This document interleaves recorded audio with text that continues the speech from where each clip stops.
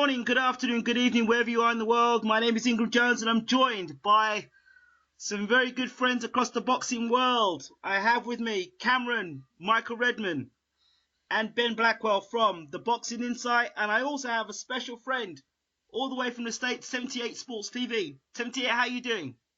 I'm great. How you guys doing? I'm good. How are you guys? Fantastic. Cameron? Yeah, I'm good. Friday night, weekend's here, big fights coming. Can't wait. And Ben? Today is like Christmas Day for me because I am actually going to the fight tomorrow. Oh, well, lucky for some, right. Okay, so we're going to talk about Frampton Quigg. Again, that's the big news. But it's bigger news before we even get to Frampton Quigg. It's just breaking news has come out that Deontay Wilder has lost in the purse bids and will probably be going to Russia to defend his WBC title against Povetkin. I'll start with 78 because you're the American in the room. What are your thoughts about it? I actually like this, because now Wilder has been saying that he doesn't mind going overseas, traveling. He said before when I interviewed him that real champions from the past have went overseas to fight, and he says he's willing to do that. So looks like he'll be going to Russia to face Povetkin, and I think that if he does what he's supposed to do, which is knock out Povetkin, then he won't have to worry about any hometown cooking or anything like that. I think it's a good move for him. What he'd like to do you think he can do it though? Well, I think he can knock out Alexander Povetkin, but it's definitely gonna be his most difficult fight to date, in my opinion. I've been watching for about maybe a year and a half now, really paying attention to Povetkin in the Wilder matchup, the possibility of that. And Povetkin's style is going to give Wilder some problems, but Wilder has to be perfect. He's had a lot of practice, and now it's time to be perfect. You know what I mean? I hate to be like that, but he has to be perfect against Povetkin. He has to keep Povetkin at the end of his jab. Povetkin is, and I think he should adopt a little bit of Klitschko tactics, which is when Povetkin does get on the inside, I think Wilder needs to lean on his back a little bit and push him away. I think he needs to tire the little man out like that, and if he can do that and keep him at the end of his jab, I think he can definitely land that right hand and get rid of Povetkin. Now, I have to say, the right hands that were hitting Spilka for as long as it was hitting him, before he got caught with a short shot inside, it didn't seem to have that much effect. You know, if you think about Spilka, Wilder being the big puncher that everyone's talking is, it took him X amount of rounds to get rid of Duhapis. It took him long to get rid of Molina. Is he really the big puncher that everyone's talking that he is? Or he's stepping up in class now and finding that his punch power may be not as advertised? Well, no, I think he's definitely the goods. I think his punching power, if you can say, you can question anything about Wilder, but I don't think you can question the punching power. I think that's legit. I think that what he has, I think he gets right hand happy too much though, and he unleashes it at the wrong time, and many people are prepared for it now. Like I think Spilka did an excellent job of preparing for the right hand, because I don't think Wilder hit Spilka with a clean right hand maybe twice the whole fight until he led to that short one. But I think if he's patient and he sets his punches up properly, the way Lennox Lewis used to do, I think that he'll find his mark on Povetkin. Okay. Let's hear what the people from the UK have got to say, starting with Cameron. Come back to me, Ingram. 1 minute. Come back to me. Okay, Michael? Yeah, I think it's a good fight, mate, to be honest. I've been looking forward to this for a while. What was the purse bid? I think they won it by 2 million or something, was it? Yeah, something I think like they that? bid 5.5 million was DeBella, and Povetkin's team bid 7.5 million. Yeah, something like that. I heard it was 2 million, something like that. But I think it's a good fight, mate. I was hoping that. I was thinking, obviously, if Tyson didn't end up fighting Vlad again, with this rumours of Vlad retiring and that, I was thinking maybe they could get a unification to sidestep, the mandatory, but it doesn't look like that's going to happen now. So, yeah, it's a fight I've been looking forward to for a while. I think it's going to be Wilder's toughest fight, stylistically. I think Wilder could get him out of there, but I think Wilder's going to have a lot of problems trying to get him out of there, Okay, Ben. Yes, the fight, it is what it is. It's a mandatory and it's a long time overdue as well. And I will give massive props if Wilder was to travel to Russia, because I know like it's only Twitter rumours and social media saying that there is inklings of Wilder going to drop his belt. Me personally, I think he's a man of my word, of his word, and he will go there and face Povetkin. And me personally, I would expect Wilder to get him out of there, just simply due to the size and just simply with the punching power which Wilder has. You've only got to see what happened in the Vladimir Klitschko fight with Povetkin when he was rushing in at times. He was getting tagged and being knocked over, and I rate Deontay Wilder's power. And I've got to go 78 Sports TV as well, saying that if he sets off his shots properly like Lennox Lewis did, I cannot see any problems whatsoever if he was to do that. But Povetkin does have the style and the skill set and the mentality to give Wilder problems, definitely, especially when he starts backing him up, which I would expect him to do. So it's an intriguing matchup, and I just cannot wait to see it. Cameron? Yeah, I mean, I like the fight. I wasn't too surprised that Al Heyman didn't get the purse bid, because obviously there's rumours that Al Heyman's kind of struggling over there financially at the minute. I'm not too surprised that they won the purse bids. I think the fight will happen. I think Deontay Wilder will take the fight. I think he'll travel. I did have kind of a thought that he wouldn't take the fight, but I think he will take the fight now. I think he is a fighting man, and like you said, it's a big payday for him as well. I think he's going to get a career high payday. So, I mean, obviously we saw against Vlad when Povetkin, he couldn't deal with the clinching and the leaning from Vlad. Every time Povetkin moved, then he was getting clinched, and he couldn't really work around it. And I feel like Deontay Wilder's size, his athleticism, and I think the jab's going to be key for Deontay Wilder to win this fight. I think Wilder, I actually think he stops Povetkin late. I think Povetkin's shown vulnerabilities as well, and people do say he's looked good since losing to Vlad, but who's he really beat? He beat Mariusz Swak, who's got nothing other than an iron chin. He just walks forward and just takes shots. Perez was just not mentally the same person after the incident when he won the fight, and put the guy in hospital. He just wasn't the same fighter. Manuel Shah, we don't really need to go into that. He beat Takam, which is a good win, but I do think Wilder will stop Povetkin late if the fight happens. Okay, well, there's my 2 pence piece on it. I actually go quite the opposite. I think Povetkin's got quality there. I know a lot of people are saying about Povetkin and his performance against Klitschko, but Klitschko and Wilder are 2 different leagues of boxing. I think Klitschko has got an awesome left jab, and he has a habit of shutting people down by holding and mauling. That's Klitschko. He's the perfectionist at that. I don't see that with Wilder. I see Wilder as somebody who does get right hand happy, as 78 rightly mentioned, but I also reckon that Povetkin will back Wilder up. I noticed that Wilder does struggle when somebody puts a left jab on him. Up to this point in his career, he hasn't been able to deal with a left jab. Now, obviously, Povetkin's a lot shorter, so it's whether Deontay can keep Wilder consistently on the outside of the left jab and then be able to land the right hand. Now, can he consistently do that against the best opponent in his career?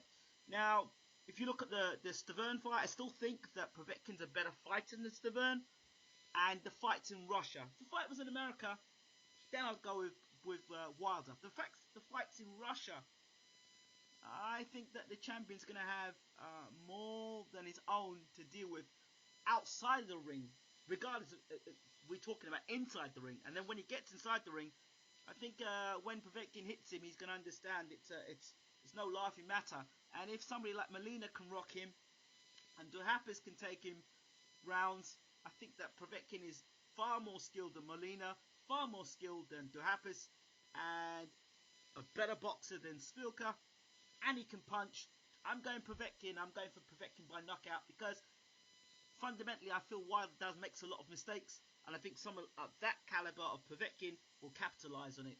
How that being said, should Wilder defeat Povetkin, I think this really then is a statement to around the heavyweight world to say, you know what, I am a man to be taken seriously, and I think this is Wilder's litmus test, to be honest. I think you're coming on to something there as well, Ingram, about Povetkin obviously being more skillful than the other guys that Wilder's beat. I mean, you just got to go by who he's beat. Obviously he's probably got the best resume at heavyweight outside of Vladimir Povetkin. So he's beat some good guys. He's beaten much better guys than any other heavyweight in terms of on a consistent basis.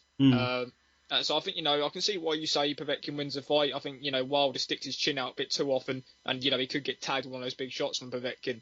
I think Wilder's technique could be his downfall. I think when he is on the offense, he's not great. He doesn't think about defense that much. He's getting better, but he's not all rounded.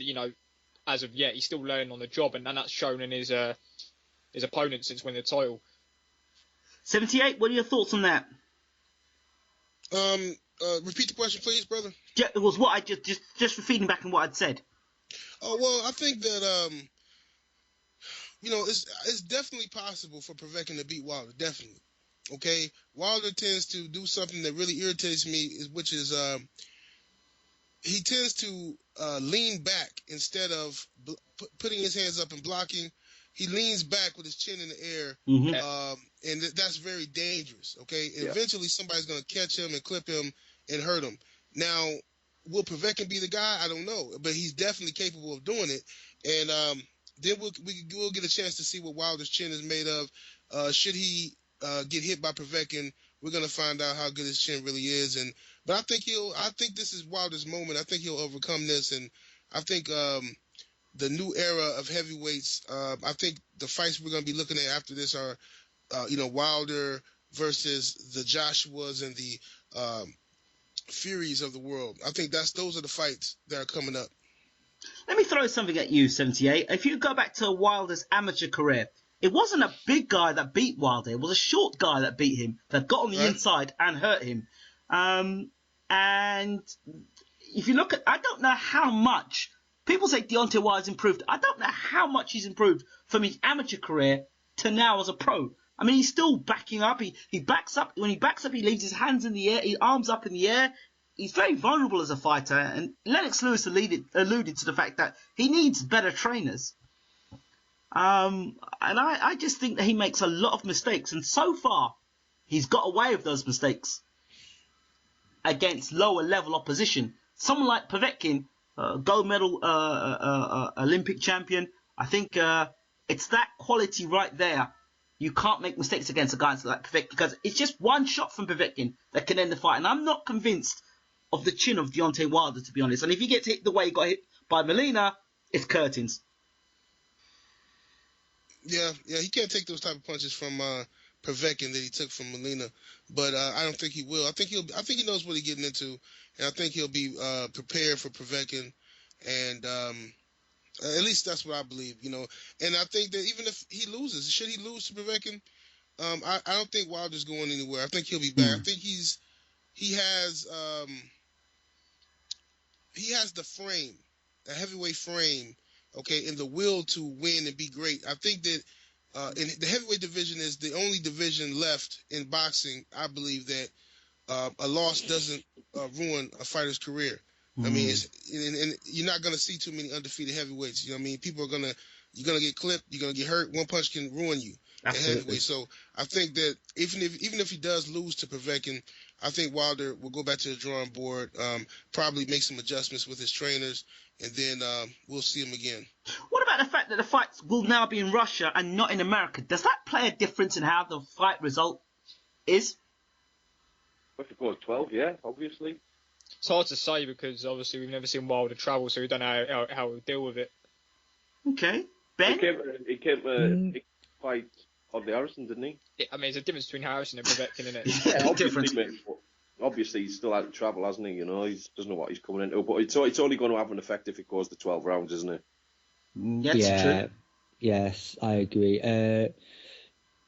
it shouldn't really have too much of effect until it goes for 12 rounds. Like, plus also if it's a continental referee, which it might be, that could have some impact during the fight itself, but I cannot see that happening. It's a big showpiece fight for Russian boxing as a whole, Exactly. so I cannot see too many shenanigans It's like refereeing-wise, but judging, it could be a possible issue. Yeah.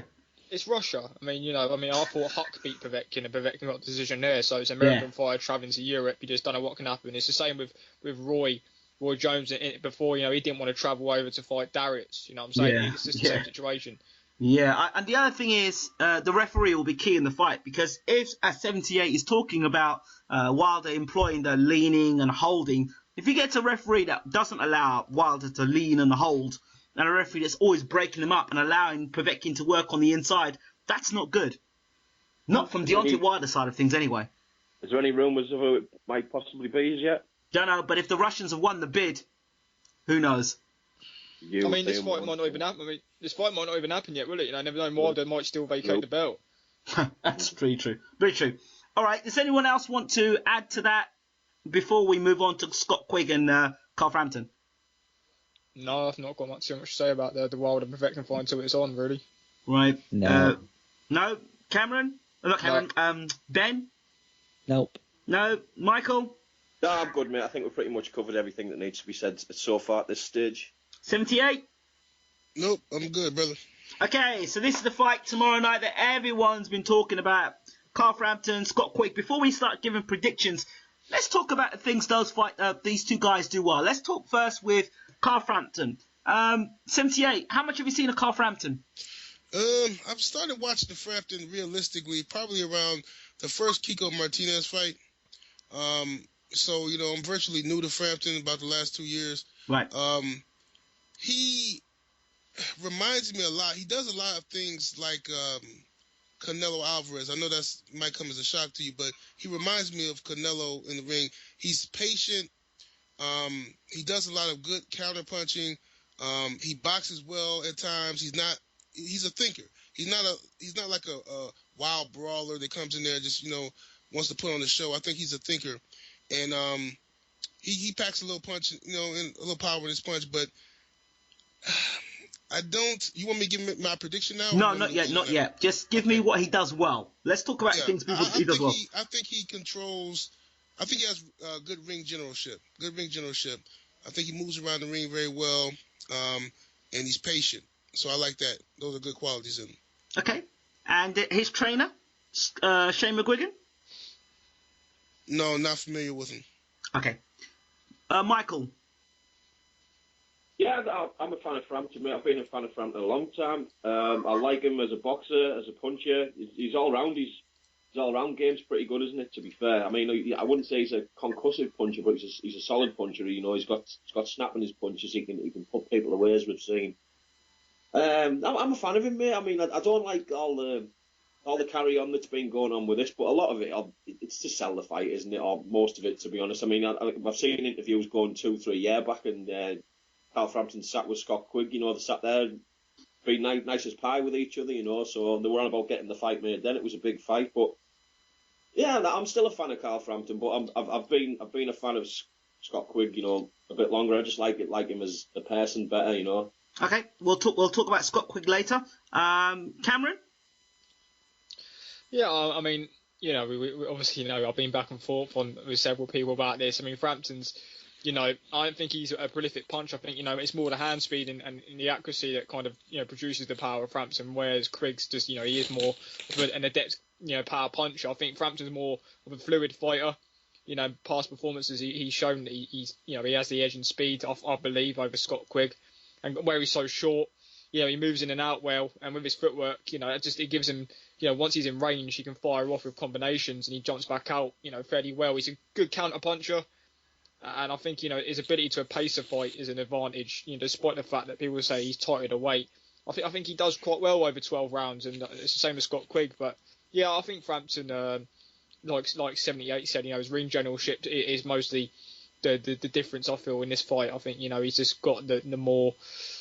He's got a few more things to fall back on if the game plan doesn't go to plan in the fight. So yeah, I think Carl Frampton overall is probably the better fighter. Okay, that's his strengths. Ben. To me, Carl Frampton's a very, very good, solid, all-round fighter. I like to echo what most of the panel have said about he's not a concussive puncher, but he's very, very solid. But the thing with Carl Frampton, which I like, is he's very, very accurate. His repertoire of shots, and also his movement and his ability to box on the back foot. And I also believe as well that he's very, very patient. So I'm going to echo what 78 Sports TV said. He's very, very patient. That will be the litmus test to see if he can keep his cool tomorrow night, because it's going to be a very, very charged atmosphere, definitely. So like Carl Frampton to me is one of the most solid boxers, certainly on the UK scene, in my opinion. Okay, my thoughts on Carl Frampton is I think he's got good hand speed. I think he's repertoire of punches. I think he's got. He puts his punches together fairly well. I think he's good off the back foot as a fighter.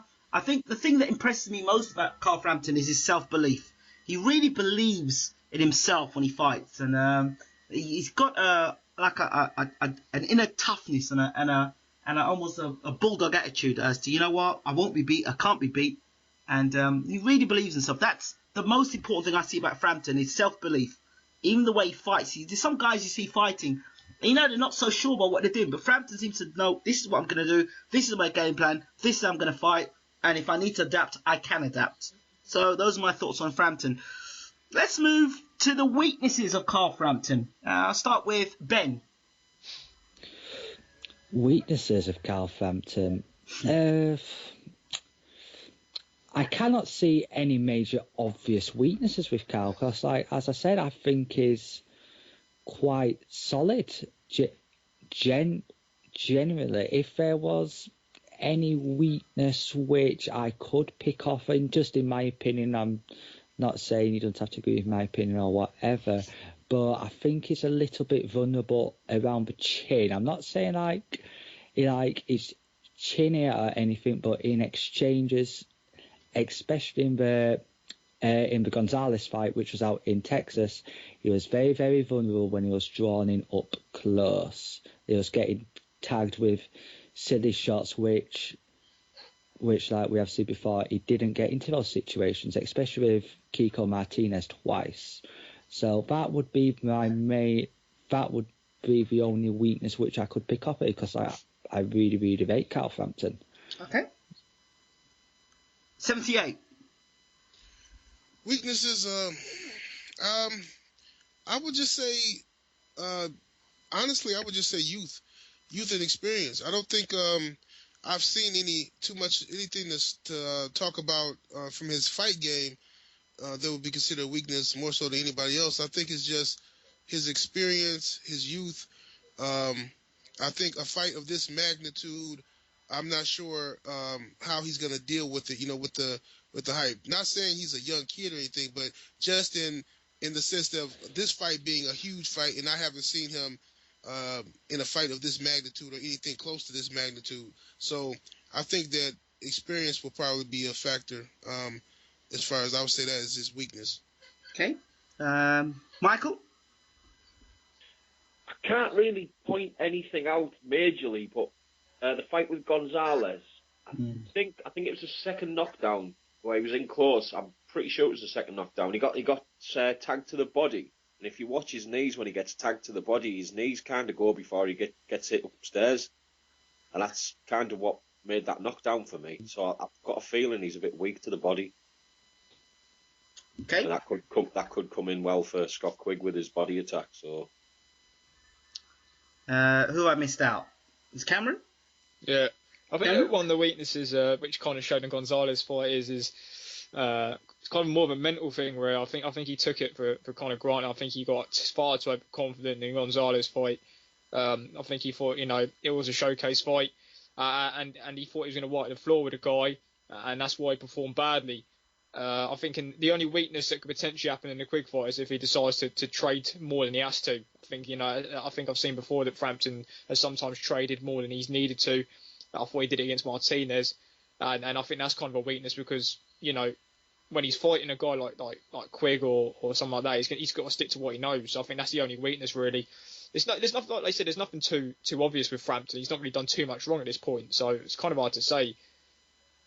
Okay, here are my thoughts on Carl Frampton in terms of weaknesses.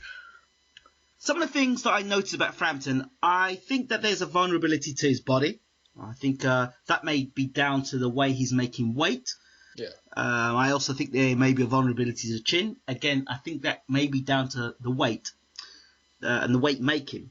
The other concern I have with Frampton is that I don't think he knows whether he is a counter puncher or he's an all-out power puncher. For example, the Gonzalez fight, he went in close against Gonzalez, against a guy that was taller, longer than him, but was getting countered up close by Gonzalez, who's not the greatest boxer technically. He was also getting hit with the uppercut time and time again. And whereas people say that he makes adjustments on the fly, he was getting hit by the uppercut much too often for my liking. I think Frampton is a good fighter on the back foot. I'm not sure about him on the front foot. And his jab, I'm not sure about either. He tends to pull with the jab as opposed to really ram that home with authority. Those are my concerns about Carl Frampton. And finally, the red mist. A lot of people have spoken about it in the media. Frampton, as you saw when he was in Belfast, when he was comfortable and he was on when he's on his own patch, he was really getting very verbal with Scott Quigg. And I just think it's not so much the mental ability, but I think really complacency where he had the Gonzalez fight.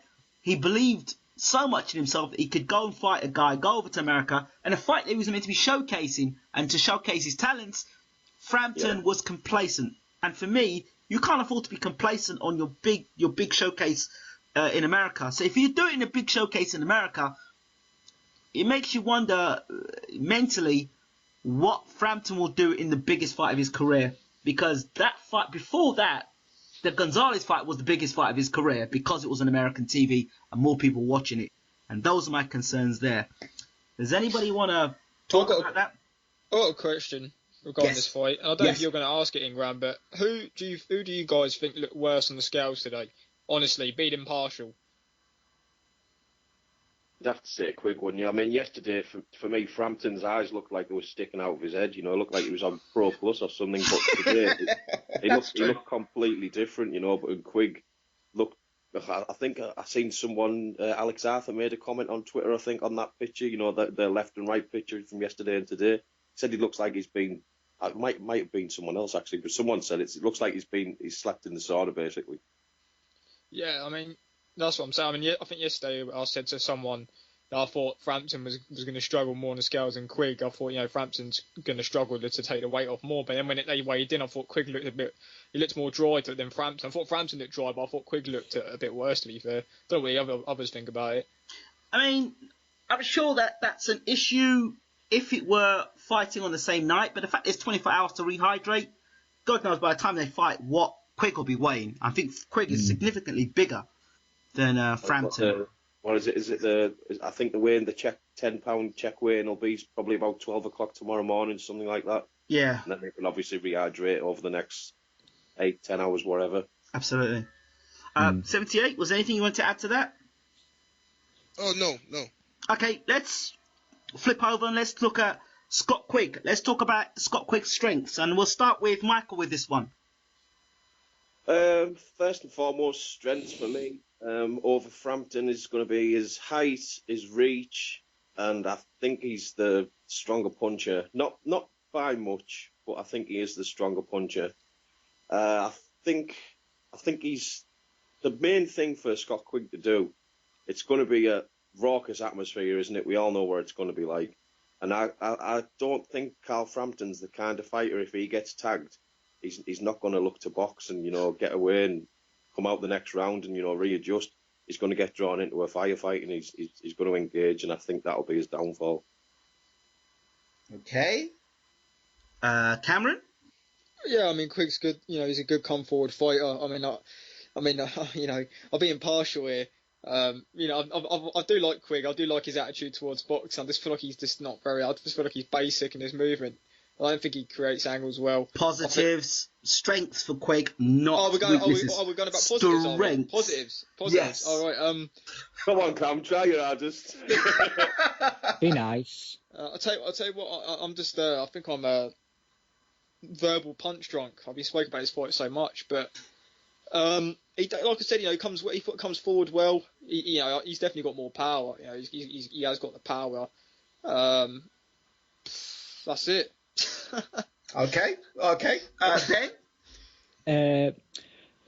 The first thing which impresses me with Scott Quigg is his engine, as you would expect with any professional athlete, but like Scott's dedication and the time he spends to the craft of boxing is something which really, really, really impresses me. That is from a general outset, and his skills in the ring is a very. I like him when he comes forward. He looks very, very confident when he does so. He's certainly the bigger puncher in this matchup, but as with what Michael says, not by much, maybe about 10% a bigger puncher. And I also think another strength of Scott's is when he attacks the body. Those body punches are similar in a way to Ricky Hatton's. Mm-hmm. He really likes to rip them in, especially around the rib cage. Mm-hmm. So those are my strengths on Scott Quigg. Are we talking about like strengths in terms of everything? Because obviously you said there, Ben, about his dedication. I thought if we're talking about just his strengths in the ring, strengths. If we're talking about his in-ring strengths, that's then it's definitely just the obvious, isn't it? He's a good finisher as well. He's a good finisher. If he does have his opponent, Okay. 78. Quigg, I actually like Quigg a little.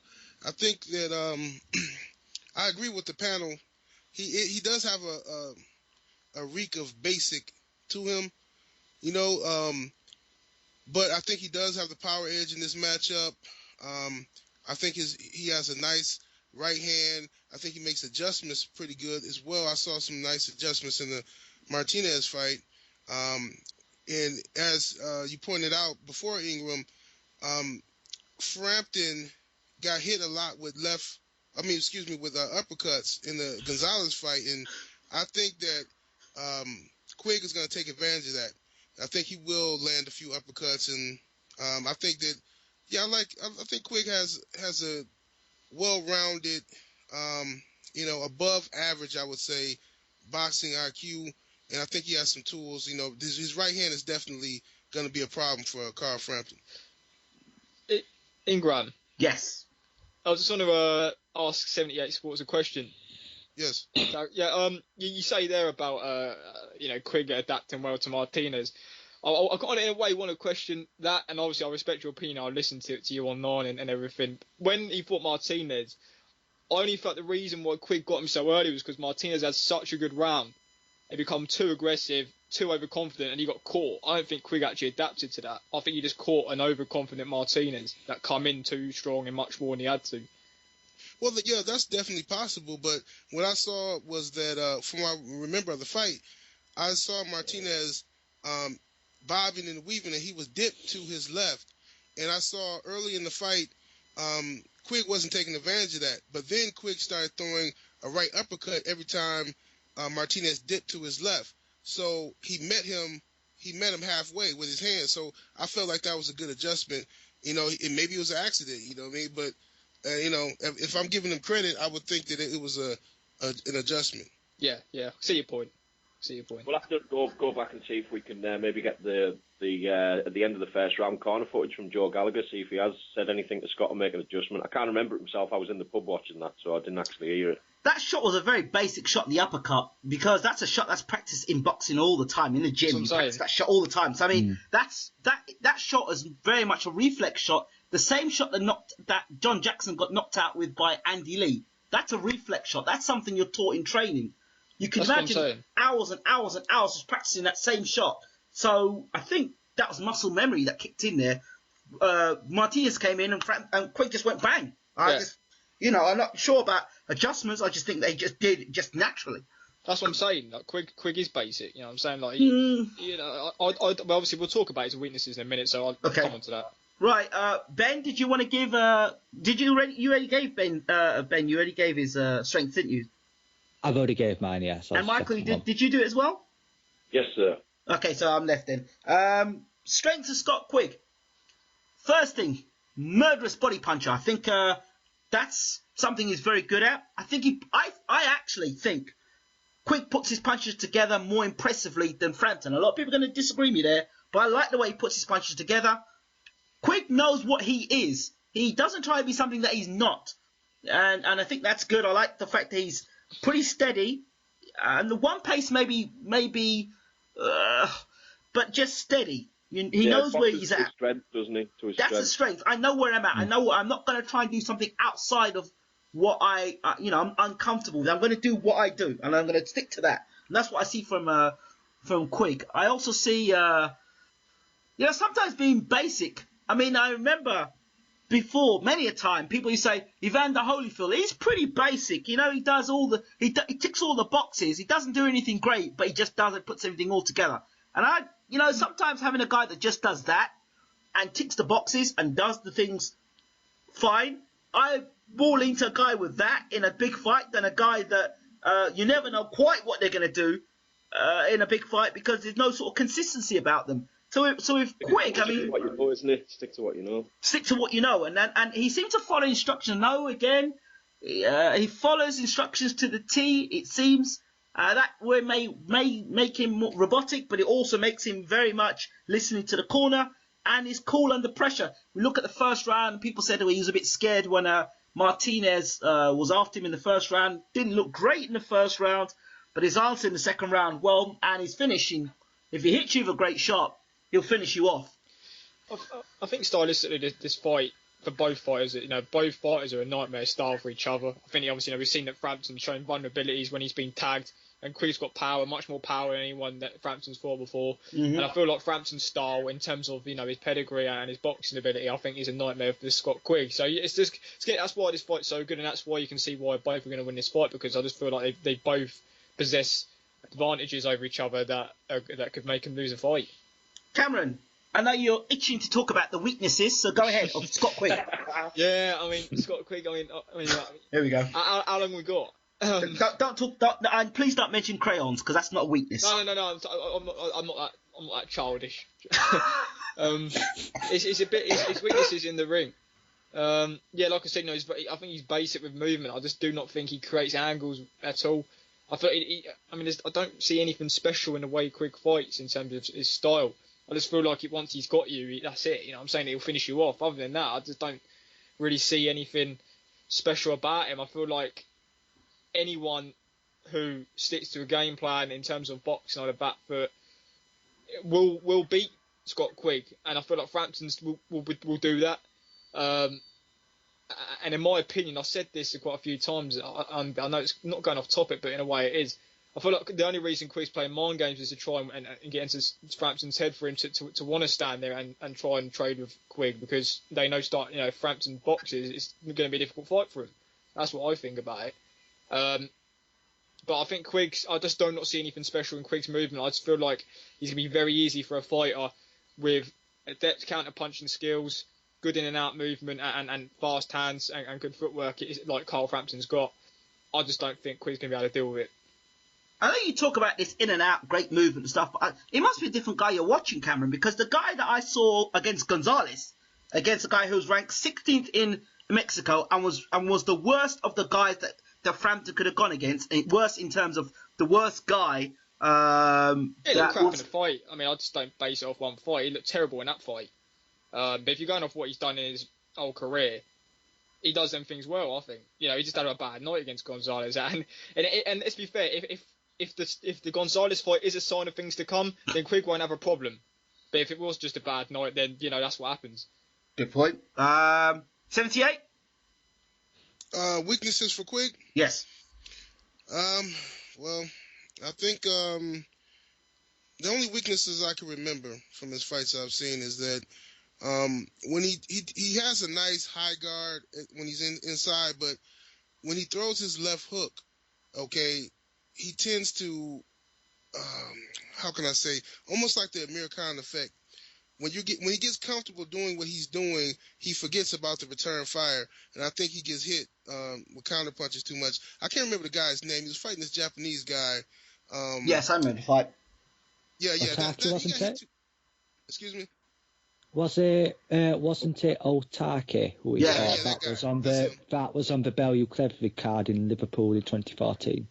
Yep. Right, that guy Good there. man. Yeah.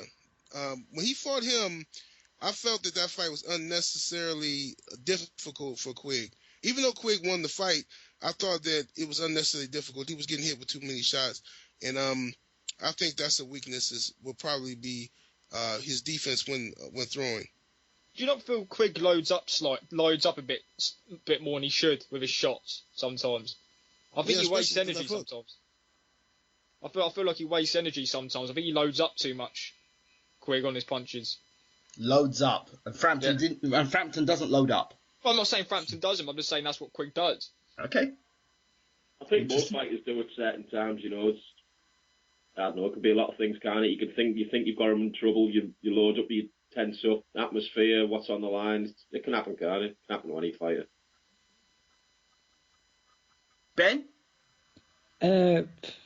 I've got to echo the sentiments of what Cameron said, that he is a little bit one-dimensional, but I could also elaborate to your point that Scott Quigg knows what he is a good come-forward fighter, blah, blah, blah, blah, blah. Mm-hmm. But I've got to echo your sentiments also of 78 Sports TV as well, that when he attacks, he does forget that punches are going to come back at him. I think it was a fight with Jamie Arthur a couple of years ago as well, that he had Jamie Arthur up on the ropes and was launching a triad of shots, and Jamie Arthur counter punched him perfectly with a left hand and knocked him on his backside. That is one definite weakness of Scott Quigg, that he does tend to forget that punches might be coming back when he's on the front foot. His ring IQ at times, it's a little bit to be questioned, as we saw with the Salinas fight. Didn't look particularly great as well, getting caught with shots regularly and consistently, holding when he didn't need to hold, running when he didn't need to run as such. So his ring IQ is certainly lacking at times, but personally I think that's improving a little bit with each fight, which is hard. Like you could just put that fight down to a bad night as well, similar to what you could put with Carl Frampton's with Gonzalez. You got a good point. I mean, there's people are quick to reiterate and bring up the Gonzalez fight because it was the last fight, and they kind of quickly forget that Quigg's had his bad nights as well. And it annoys the fuck out of me when I see people do that, when they completely forget that Quigg's had bad nights and they kind of just keep reiterating Frampton's one night. Everyone has bad nights in boxing. That was his one bad night. I'm saying, he started slow, didn't he, against Salinas, then he just came back into it. Yeah, he did. And plus also with that fight, I think that fight, I mentioned it on our pod a couple of nights ago, that fight got rescheduled at the last minute and got put back by 2 weeks. So you could have possibly said that he'd overtrained slightly as well for that fight. But as like Cameron said, everybody's had the bad nights, and the thing is that people have got to improve from them nights and try and nullify the bad effects of them fights happening in future fights. Yeah, it could have been as well. I think Salinas, that was for the vacant title, wasn't it? I think he'd already been given it, but it was given it by an email. It was his first defence, yeah. Yeah, basically. So that was basically his world title fight, wasn't it? It was basically he had to win it to be crowned the true champion. Maybe he was a bit nervous, It could have been a lot of things, It could have been he struggled with the type of opponent Salinas is. It could be a lot of things. The true regular champion. The true regular champion. Interim title, as I call it. Mm. And another thing which could be classed as a weakness, like what it would be like for Scott Quigg to headline his first proper show. It's a sold out arena. It's the main attraction. Is he going to possibly cope with the pressure and the hype? I don't think so, because people forget that Frampton, certainly in Belfast, has been headlining his own shows for 3 years, and also the fact that he had 27,000 people to watch him fight Kiko Martinez, the second fight in Belfast, and he handled the pressure quite well. So that is a big question mark on Scott Quigg, in my opinion. Can he cope with the pressure and the hype of such a big stage? I had a question. I was going to jump in when you said that, because I think it's either one or two things. It's either you think Scott Quigg's a genius, or you think Scott Quigg's really dumb. If you think Scott Quigg's really dumb, then atmosphere, arena, it's not going to mean anything to him. It's not going to mean nothing to him if he's dumb. If you perceive Scott Quigg as dumb, atmosphere and arena and stuff like that only affect people that are thinkers, like Frampton, right? So if you're going to say that Quigg's dumb, as a lot of people saying, he's basically being polite and saying his IQ isn't the greatest, and referring to maybe his intelligence level, then if he's a bit thick, if you want to put it that way, in those terms, I'm not saying that. More than thick. I think it's more the Berry accent than anything. People just talk like that from. Okay, he came out of school early to pursue his boxing career. Left school about a year early or something. But he's never going to be an academic person anyway. He's admitted that. He's not the sharpest tool in the box. But it's like Peter, who gives a fuck about academic skills in boxing? And if he's a good fighter, he's a good fighter. I mean, people who start saying, he eats Lego and all that shit, who gives a fuck? Fucking boxers. Doesn't fucking sit in an accounting job, is he? Watch it. Exactly. 78? What do you think?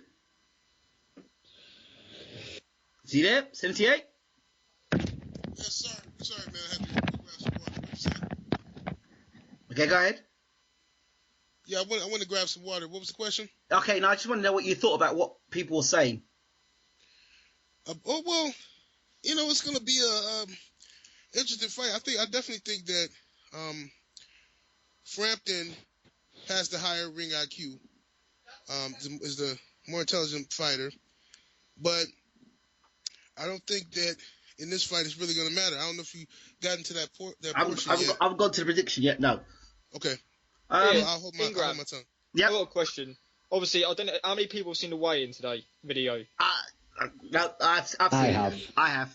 Okay, all right. So obviously, I think it was fairly obvious that there was pretty much a pro Frampton crowd in there. Yes. Who do we think is going to have the bigger kind of I don't know how to put it, kind of atmosphere? Because obviously the crowd's going to be, from my opinion, it's going to be a lot more pro Frampton.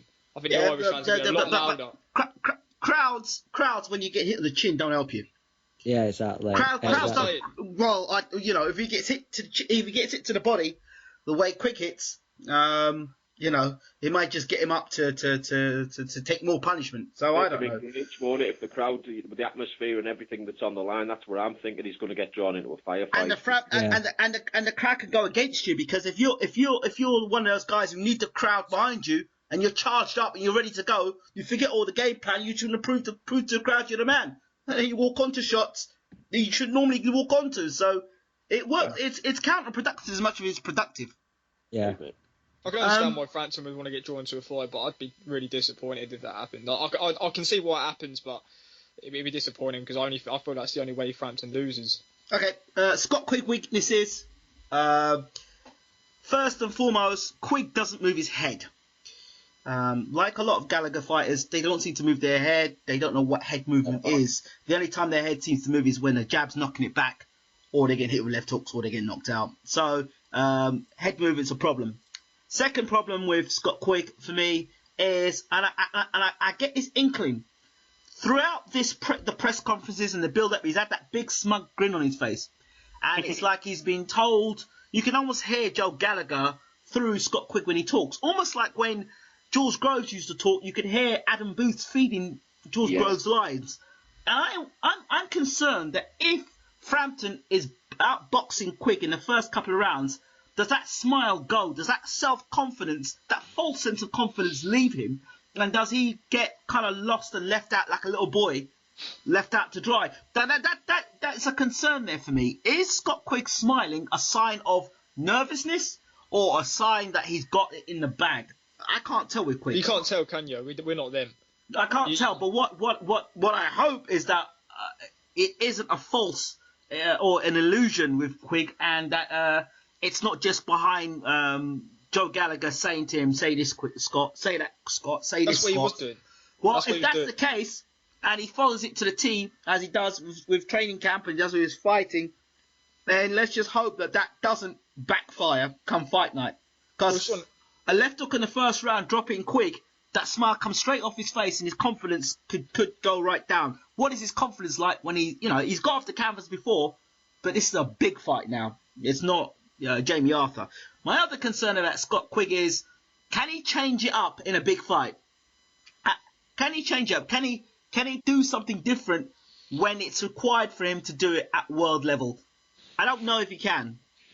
I don't know, and I don't know if being predictable, meaning that you keep getting hit the same shot over and over and over again. Can you change it up? Those are my concerns for Scott Quigg. And then what do you do when you've got a guy who hits, I would say, quite hard in Frampton, hitting you back? Because if you're not one who's defensively responsible, you're okay landing your own shots, but you're not defensively responsible in the exchanges of letting your own shots go, you could get caught. So there are concerns there for Quigg. So I think that's those are my weaknesses for Scott Quigg. Any thoughts? Yeah, I think he's just got to throw with him, hasn't he? If Frampton's trying to counter punch him, he's just got to try and throw at the same time. Try and get his off. Okay. I can't wait for this fight to be over. Really can't. 78. Hope there's no controversy either. 78. Your thoughts? Same thing. I think it's gonna be pretty much a good fight, man. I think it's gonna be controversial though. Yeah, I think it's gonna be controversial. I'm talking Froch versus Groves 1 controversial. Depends who's the referee. Does anyone know who the referee is? No, I don't know. It is definitely American. I know his surname is Shavers. I'm only going by what Eddie Hearn tweeted a couple of days ago. I didn't catch the first name. Okay. Listen, the only way this fight gets interesting is if it's around round 6, and Rigo comes through the crowd and knocks them both out of a steel chair and just stands tall with the belts. It's the only way it gets actually have a WWE moment. Well, that'd be quite exciting though, wouldn't it? I'm saying if Rigo takes them both out and runs out the building with the belts. That's brilliant. What happened? Oh, awesome. Awesome though. It's decision time. It's prediction time. It's so I'll start with Cameron because I know you're itching to say Frampton's going to win. So just go ahead and say it. Yeah, Frampton. Why Easy. and how? Easy points. Frampton on points. Probably, I'd say not comfortably, but it'll probably be split decision. Yeah, I think Frampton on points fairly comfortably. I think he'll be able to stick to the game plan and stick beyond his boxing ability, and he'll go to the points. I think we kind of broke down what he does good, and I think that's the reason why I win the fight. Okay. 78. Okay. Someone said earlier something about the crowd. Yes. And the crowd being pro Frampton. Yeah. I think that is going to affect Frampton. I think that's going to hype him up and lure him in, make him overconfident. And I think he's going to be lured into a slugfest with Quigg. And I think Quigg's going to dominate him for the first half of the fight.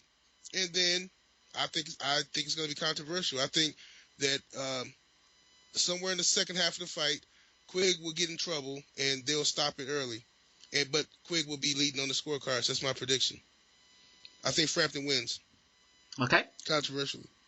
Michael. I can see both lads' points so far there, to be honest. I think myself, personally, as I was saying, if Frampton gets drawn into a firefight, if he starts to exchange, I can see Quigg getting him out of there early. The blueprint for me was the Gonzalez Jr. fight. Showed that Frampton can be got early by a limited guy. And Scott Quigg, he's about the same height as Gonzalez Jr. He'd probably have similar reach. He's got more power for me. I think he's going to go at the body, he's going to get the hands down, and he's going to open gaps upstairs. And if them gaps open, I think Quigg takes him out. But if it goes past 6, I can see it turning into a more of a boxing match. It'll be pretty even. And to be honest, I can see what the two lads are saying there with the tight points to Frampton, but a draw wouldn't surprise me at all. If it's close, they'll make it again, won't they? Yeah. Sounds good. Ben? Everybody, everybody who follows me on Twitter and Facebook certainly knows who I'm going for. I'm going to go Quigg. Just, I can see the crowd being a factor, hyping Cal Frampton up, making him want to be the macho man which he tries to be, and Quigg simply taking advantage with his physical strengths and attributes which he has to tire him out by leaning and holding, pushing off and finding gaps to the body and ripping in those body shots which, as Michael says, will lower the hands and open up the gaps upstairs. I don't think it's going to be an early stoppage, though. I think it's going to be a stoppage around 9 or 10. And if there is any controversy, I'm going to be making a sharp exit from the arena because I do not want to be involved with an Irish mob causing havoc if it goes against their man. Okay. So that's my points on the fight. Okay, I'm a huge Frampton fan, but for this fight, I'm going Scott Quigg. When the fight was first signed, I was, Frampton. And steadily, every day, my confidence in Frampton seems to have gone less and less. As moved more towards Scott Quigg for a number of reasons. Number one, this idea that Frampton's got in his mind that he's superior, got the superior IQ, and he's this and he's that and he's this. I don't like hearing that from a fighter. Even if you believe it, keep your mouth shut and believe it. I don't like that. Frampton's come across almost arrogant at times. And I really do look back to the Gonzalez fight. And Frampton was making a lot of mistakes when he was coming in close.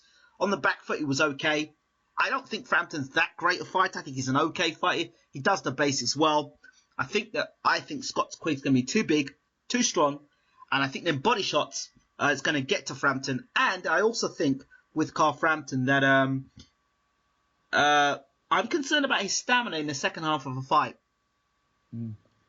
Second half of a fight is where I'm concerned with his stamina. So it'll be interesting to see how that goes. So I'm going Scott Quigg to actually stop Frampton with body shots. 6 to 8 rounds. Good But call, now Ingram. I like your 78's thinking. Now 78's left. I'm the only one in this chat going for Frampton. Brilliant. Unlucky. Swear to God, why Frampton wins, I'm going to be laughing. Yeah. I actually. I can see it as well, mate. You know, I'm not saying it's impossible. I just think. Let's get one thing straight. If Frampton wins, I'll be laughing. If Quigg wins, I'll be gone off social media again for a bit. No way I'll be chasing that. There'll be no post-fight show. I won't be on Ingram's chat after the fight. I'm going Quigg. I'm going Quigg big. Opinion, I'll be on It's the only chat. an opinion. Don't take it personally. I'll be on the chat. I'm not taking it personally. This is a bit of banter. I'll be on the chat after the fight, Ingram. Yep. On a troll account. If Quigg wins. I'll give you my login, mate. You can pretend to be me. Right. I think Frampton big. I mean, Quigg big. But then you know what? Because I say Quigg big, Frampton will probably knock Quigg out early. So That's what I was saying the other day. Are you just like Johnny Nelson, Ben, always getting his prediction wrong and the other man winning? Not always. I predicted quite a few fights spot on. Yes, I know. So I'm going to go Quigg big. I'm going Quigg big. I've got a few absolute bang on lately, so I'm sticking with my Quigg early. I think the past 4 biggest fights I've nailed pretty much bang on. So I'm going Quigg, definitely. I rarely predict, fight winners, because I never get them fucking right. But so maybe hopefully this is my night. This is my time to shine. Okay, thank you guys. 78 Sports TV, Cameron, Michael, and Ben from the Boxing Insight.